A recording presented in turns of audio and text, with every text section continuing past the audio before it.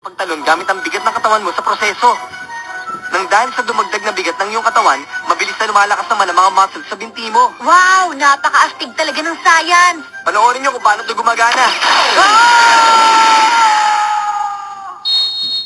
Wow! Ang bilis niya nga nawala sa lugar na to, walang duda.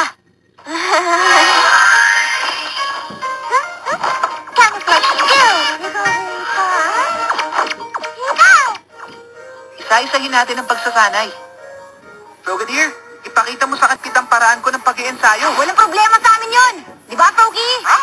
Nakakatuwang panoorin ng ganitong pangyayari. Dalawang trainer na naging pati ng matinding pakikipag-battle at naging magkaibigan pagkatapos ng battle nila. Yan ang tunay na halaga ng Pokemon, Daro. Para malaman mo, pag may sinasanay akong Pokemon, matindi ang pagsasanay namin at sumasali rin sila.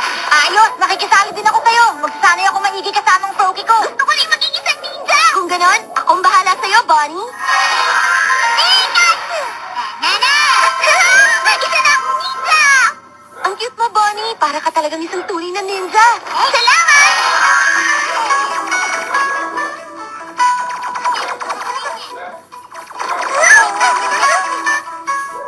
Ang mahalagang aspeto ng quick attack ay...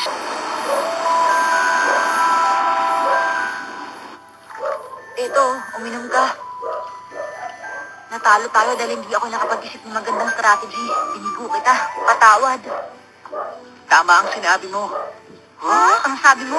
At hindi lang strategy dahil kailangan pa ng matinding training ng Froakie mo.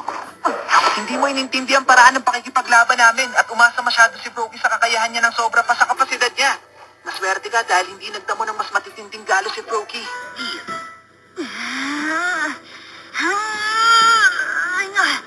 Ito, Ano yan?